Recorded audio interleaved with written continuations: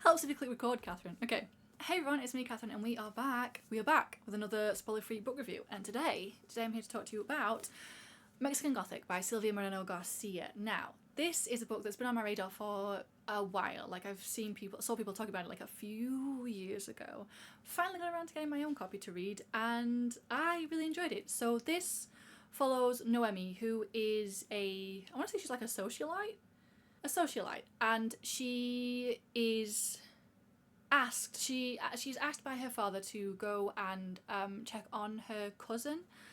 He receives a letter that gets them all concerned because it doesn't sound like she's doing so hot with her new husband and his family. So he asks Noemi, and she packs her stuff and heads up to the mountains somewhere in, is it North Mexico, or did it just say Mexico? Just said the mountains of Mexico. Owned by the Doyle family, her cousins, her cousins in-laws, who are very, very English. It's big. She lives in like a big colonial house. Like they built this family came over like however many years ago, built this massive Victorian style fucking house in Mexico, to run a mine.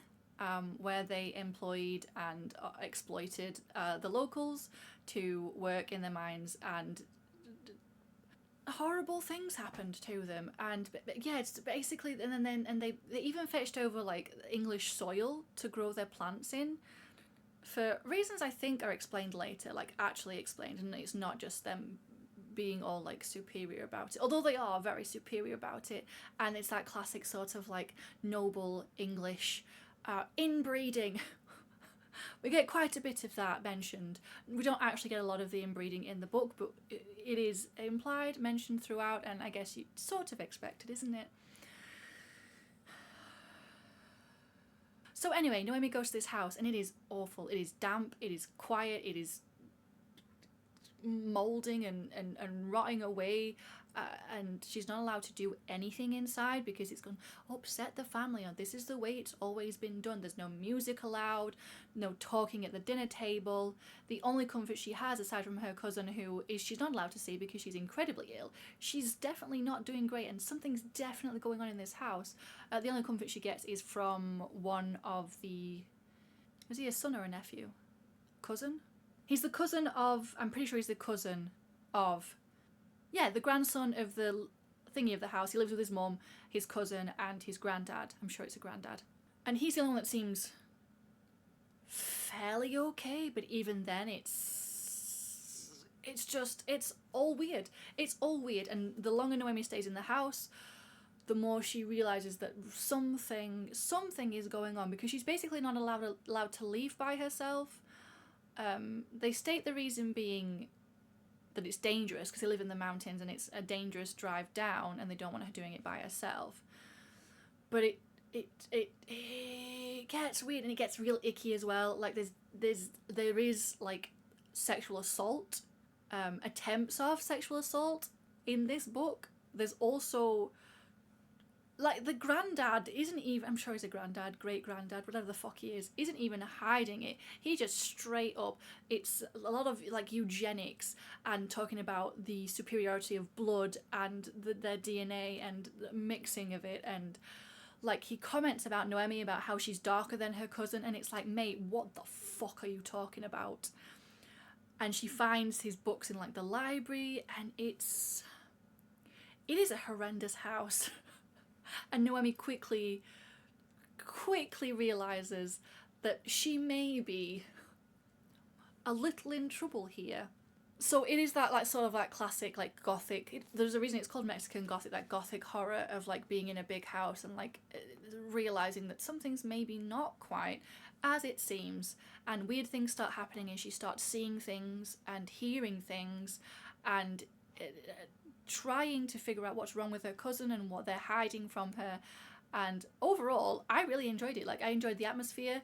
I will say that I feel like the relationships between the characters were maybe not quite as fleshed out as the house. Like, I could absolutely feel the house and know what the house was looking like, but the actual characters, like the relationship between them, I feel like weren't quite didn't quite, Silvia Moreno-Garcia she didn't quite go into the depth that maybe I would have liked in order to properly feel the connection between these characters. If you've watched any of my book reviews in the past, if we're talking about anything, you know that I love the characters specifically, and while we do get a lot of Noemi and I really enjoy Noemi as a character, she was very herself the entire time. Like, she likes to wear nice dresses, pretty dresses, and she was basically trying to be herself in a world that is, because what year is it set? Yeah, I've got doing what she can whilst under house rules and keeping to society standards. So like, she's got all these rules and societal expectations down on her, but she's still doing her best to pursue what she wants to pursue, how she wants to pursue it, who she wants to pursue, and dressing how she wants to dress despite everything. Oh my god, I'm sure I've got notes. 1950s. I think it actually is exactly 1950 Mexico. So I guess 1950s Mexico, late 1940s it would be, feel like, I guess. And so Noemi's doing her best to be who she wants to be while also being under all of this, dressing how she wants to dress, and like pursuing what she wants to pursue. And then she's sent to this house by her dad, who promises her that if she does this, that he'll let her go to school for what she wants to do, or pay for it, or something to that degree. So she goes, she takes the things and she goes, and she's trying her best to be herself while under all these house rules where they don't talk, there's no music, they don't just go out on drives or anything, they don't go out, they're just in this dank house that feels like it's slowly driving her crazy. And like, she's like, no wonder her cousin is not doing so great, because she can't thrive under these conditions. And so she makes her plans and starts trying to figure things out while also trying to survive in this fucking house, with this creepy old man and the sometimes creepy, sometimes not creepy husband of her cousin, and his cousin, who mostly seems okay, and then the mother, who is a character of a sort. Like, she's there, she's the one sort of like enforcing a lot of the rules. She's set up to be like the bad guy who's like, hey, you can't do this, you can't do that. But yeah, overall I really enjoyed it.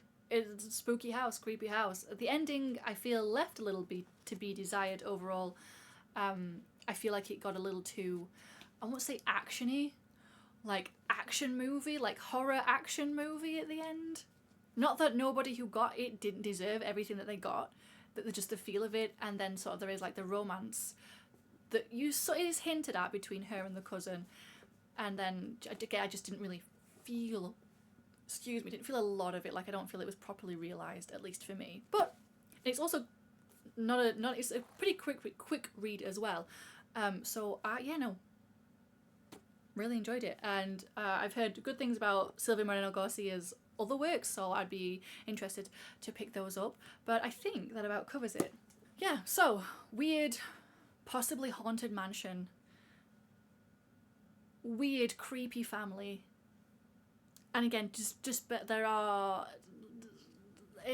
like attempts at sexual assault in this, and she does get assaulted in places, like not necessarily sexually, so just be wary of that going into it. But overall, yeah, I enjoyed it. I think it was really good. I read it during October, so it was perfect for the spooky season, and I want to keep an eye out for more from Silvia Moreno-Garcia. So there we go. Hold on.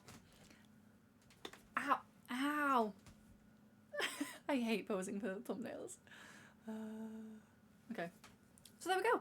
Thank you so much for watching, everybody. I feel like all the words just sort of fell out of my mouth there, and I don't really know if any of it was was what it needed to be, but it's out there now, so thanks for watching, everybody. Do let me know if you've read Mexican Gothic. If you've read any other Silvia Moreno-Garcia, let me know. I'd be interested to hear or I'd be interested for some more recommendations. But yeah, once again, thank you so much for watching. I hope you have a lovely rest of your day wherever you are, and I will hopefully see you in another video very soon. But until then, take care of yourselves. Bye bye!